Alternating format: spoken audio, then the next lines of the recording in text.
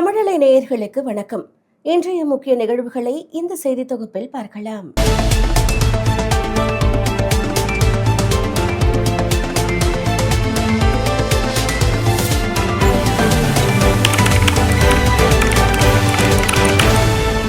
விஞ்ஞான ஊழலுக்கு பெயர் போன கட்சி திமுக என்று பிரதமர் நரேந்திர மோடி கடுமையாக சாடியிருக்கிறார். திருச்சியில் நடைபெற்ற என்டிஏ பொதுக்கூட்டத்தில் உரையாற்றிய அவர், விஞ்ஞான ரீதியான ஊழலுக்கு பெயர் போனது திமுக என்றும், எப்படி அனைத்து ஆறுகளும் கடலில் சென்று சேருகிறதோ அதேபோல தமிழ்நாட்டின் ஊழல் பணமெல்லாம் ஒரு குடும்பத்தை சென்று சேருகிறது, அதன் குடும்ப சொத்தாக மாறுகிறது என்றார். ஆட்சி அதிகாரத்திலிருந்து திமுகவை தூக்கி எறிய மொத்த மாநிலமும் தீர்மானித்து விட்டது. ஒரு குடும்பத்திற்காக மட்டுமல்ல, மாநிலத்தின் அனைத்து குடும்பங்களுக்காகவும் செயல்படும் அரசையே மக்கள் விரும்புகிறார்கள். தமிழ்நாட்டிலே என்டிஏ கூட்டணியால் மட்டுமே மாற்றத்தை கொண்டு வர முடியும் என்றும் பிரதமர் மோடி பேசினார். கருணாநிதி குடும்பத்திற்கு வரும் சட்டமன்ற தேர்தல்தான் இறுதி தேர்தல் என்று அதிமுக பொதுச் செயலாளர் எடப்பாடி பழனிசாமி தெரிவித்திருக்கிறார். திருச்சியில் நடைபெற்ற என்டிஏ கூட்டத்தில் உரை நிகழ்த்திய அவர், திமுக என்பது ஒரு குடும்ப கட்சி, அது கார்ப்பரேட் கம்பெனி. இந்த தேர்தல்தான் கருணாநிதியின் குடும்பத்திற்கு இறுதி தேர்தல் என மக்கள் முடிவு செய்து விட்டார்கள். அதிமுக பாஜக இணைந்த என்டிஏ கூட்டணி வலுவாக உள்ளது.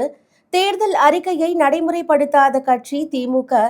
தேர்தல் வந்தால் திமுகவிடம் இருந்து அறிவிப்பு வரும், அதன் பிறகு அதனை அப்படியே விட்டு விடுவார்கள். ஆனால் அதிமுக சொன்னதை செய்யும் என்று எடப்பாடி பழனிசாமி பேசியுள்ளார். திமுக கூட்டணியில் மதிமுகவுக்கு 4 தொகுதிகள் ஒதுக்கீடு செய்யப்பட்டுள்ளன. திமுக கூட்டணியில் மதிமுக 9 ஆண்டுகளாக நீடித்து வருகிறது. சட்டமன்ற தேர்தலுக்கான தொகுதி பங்கீடு இறுதி செய்யப்பட்டு வரும் நிலையில் மதிமுகவுக்கு 4 தொகுதிகள் ஒதுக்கப்பட்டு அதற்கான ஒப்பந்தம் கையெழுத்தானது.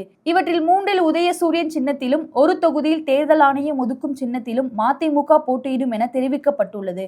கடந்த சட்டமன்ற தேர்தலில் திமுக கூட்டணியில் மதிமுகவுக்கு 6 தொகுதிகள் ஒதுக்கப்பட்டது குறிப்பிடத்தக்கது. ஈரான் அமெரிக்க இஸ்ரேல் போர் காரணமாக கச்சா எண்ணெய் விநியோகம் உலகம் முழுவதும் பாதிக்கப்பட்டுள்ளது. ஈரான் இஸ்ரேல் அமெரிக்க போரை தொடர்ந்து ரஷ்யாவிடமிருந்து மீண்டும் கச்சா எண்ணெய் வாங்க அமெரிக்கா இந்தியாவிற்கு அனுமதி கொடுத்திருந்தது. இந்த வாய்ப்பை பயன்படுத்தி இந்திய நிறுவனங்கள் சுமார் 3 கோடி பேரல் கச்சா எண்ணெயை வாங்கியிருக்கின்றன. ப்ளூம்பர்க் அறிக்கையின்படி இந்தியன் ஆயில் சுமார் 1 கோடி பேரல்களையும், ரிலையன்ஸ் 1 கோடி பேரல்களையும் வாங்கின. எஞ்சியவற்றை பிற இந்திய சுத்திகரிப்பு நிறுவனங்கள் பெற்றதாக ப்ளூம்பர்க் நிறுவனம் தெரிவித்திருக்கிறது. முன்பு தள்ளுபடி விலையில் கிடைத்த ரஷ்யா எண்ணெயானது இப்போது $2 முதல் $8 வரை அதிக பிரீமியம் செலுத்தி வாங்கப்பட்டுள்ளது குறிப்பிடத்தக்கது. போதுமான அளவு பெட்ரோல், டீசல் கையிருப்பு உள்ளதால் மக்கள் அச்சமடைய வேண்டாம் என மத்திய அரசு தெரிவித்துள்ளது. ஈரான் அமெரிக்க இஸ்ரேல் போரால் உலகம் முழுவதும் எரிபொருள் தட்டுப்பாடு ஏற்பட்டுள்ளது. வணிக சிலிண்டர் சப்ளை பாதிக்கப்பட்டு இருக்கும் நிலையில் பெட்ரோல், டீசல் தட்டுப்பாடு ஏற்படுமோ என்ற அச்சம் எழுந்துள்ளது. இது தொடர்பாக விளக்கம் அளித்திருக்கும் மத்திய அரசு, பெட்ரோல், டீசல் மற்றும் பிற எரிபொருட்கள் போதுமான அளவு கையிருப்பு உள்ளது. எந்த பங்கிலும் பெட்ரோல் மற்றும் டீசல் தட்டுப்பாடு இல்லை என்று மத்திய அரசு விளக்கம் அளித்துள்ளது. மதுரையில் 10 நாட்கள் நடைபெறும் சித்திரை திருவிழாவிற்கான அட்டவணை தற்போது வெளியிடப்பட்டிருக்கிறது. மதுரையில் உள்ள மீனாட்சி சுந்தரேஸ்வரம் திருக்கோவில் உலக புகழ் பெற்றது. தினமும் பல்லாயிரக்கணக்கானோர் வந்து சாமி தரிசனம் செய்கின்றனர். இந்த கோவிலில் நடைபெறும் முக்கிய விழாக்களில் ஒன்று சித்திரை திருவிழா. இதற்கான அட்டவணை வெளியிடப்பட்டு உள்ளது. அதன்படி ஏப்ரல் 19ஆம் தேதி மீனாட்சி அம்மன் கோவிலில் கொடியேற்றம், ஏப்ரல் 26இல் பட்டாபிஷேகம், 28இல் மீனாட்சி சுந்தரேஸ்வரர் திருக்கல்யாணம், 29ஆம் தேதி திருத்தேரோட்டமும் நடைபெறும். மே மாதம் 1 தேதி வைகையில் கள்ளழகர் ஆற்றில் இறங்குகிறார். தொடர்ந்து அடுத்தடுத்த நாட்களில் அழகர் திருவிழாக்கள் நடைபெறும் என்று அறிவிக்கப்பட்டுள்ளது. நாடு முழுவதும் விவசாயிகளின் வங்கிக் கணக்கில் நாளை 2000 ரூபாய் வரவு வைக்கப்படுகிறது. விவசாயிகளின் நலன் காக்க பல்வேறு திட்டங்களை மத்திய, மாநில அரசுகள் செயல்படுத்தி வருகின்றன.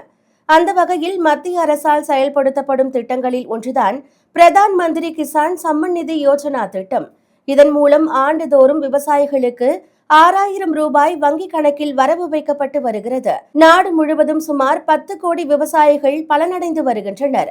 4 மாதங்களுக்கு ஒருமுறை 2,000 ரூபாய் வரவு வைக்கப்படுகிறது. விவசாயிகளுக்கு ஆண்டுக்கு 6,000 ரூபாய் என 4 மாதங்களுக்கு ஒருமுறை 2,000 ரூபாய் வழங்கப்படுகிறது. அதன்படி 22வது தவணையாக விவசாயிகள் வங்கிக் கணக்கில் நாளை தலா 2,000 ரூபாய் வரவு வைக்கப்பட உள்ளது.